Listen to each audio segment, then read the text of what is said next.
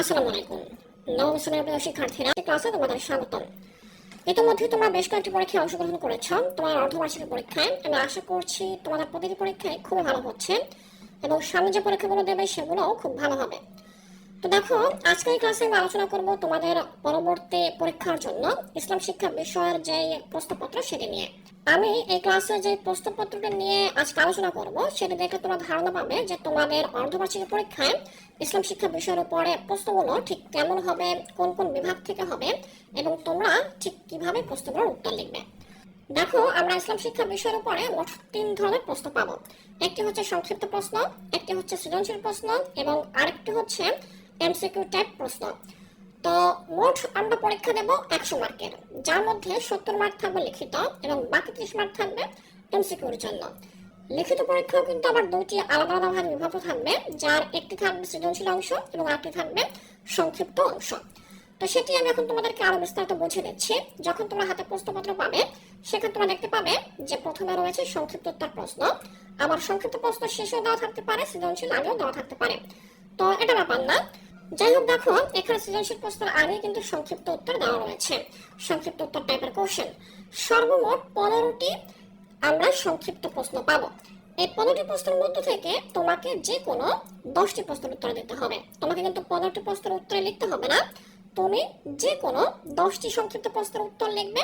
প্রতিটি প্রশ্নের জন্য তুমি 2 মার্ক করে পাবে। সেক্ষেত্রে 10টি প্রশ্নের জন্য তুমি সর্বমোট 20 নম্বর পাবে।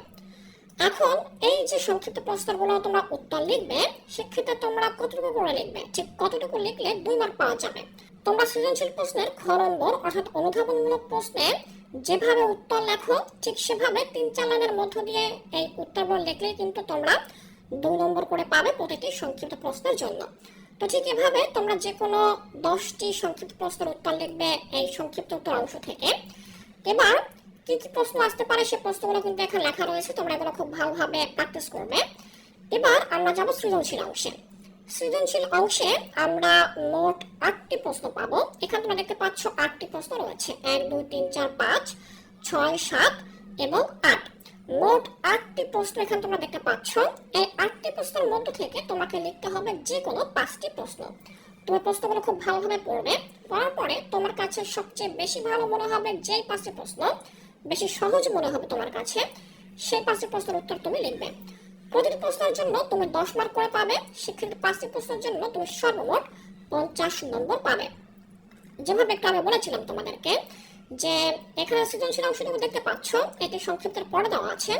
তবে বেশিরভাগ ক্ষেত্রে দেখা যায় যে সৃজনশীল আগে থাকবে এবং সংক্ষিপ্ত উত্তর প্রশ্ন সেটি পরে থাকবে, এরকমটা কিন্তু আসতে পারে। তো যেভাবে আসুক না কেন এটা কোনো ব্যাপার না, তোমরা খুব ভালোভাবে লিখে নেবে প্রশ্নের উত্তরগুলো। আমরা সংক্ষিপ্ত উত্তর প্রশ্ন বা সৃজনশীল দেখে নিলাম। এখানে সৃজনশীল 50 এবং সংক্ষিপ্ত 20, সর্বমোট আমরা 70 নম্বরের পরীক্ষা দেব। এই যে দেখো 70 নম্বরের পরীক্ষা।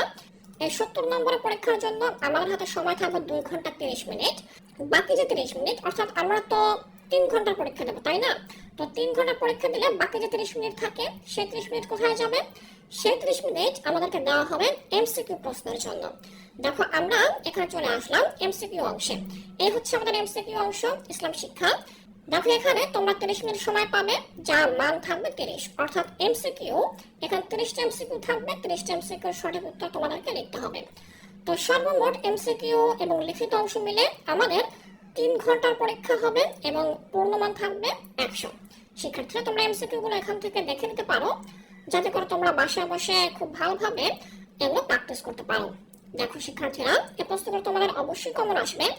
আমি আশা করছি এখানে তোমাদেরকে ঠিক যেভাবে বুঝিয়ে দিলাম তোমরা খুব ভালোভাবে বুঝতে পেরেছো। এর পরবর্তী ক্লাসে আমি তোমাদের অন্য কোনো একটি সাবজেক্টের প্রশ্নপত্র নিয়ে আলোচনা করব। তাই পরবর্তী ক্লাসগুলো দেখার আমন্ত্রণ জানিয়ে আজকের এই ক্লাসটি এখানেই শেষ করছি।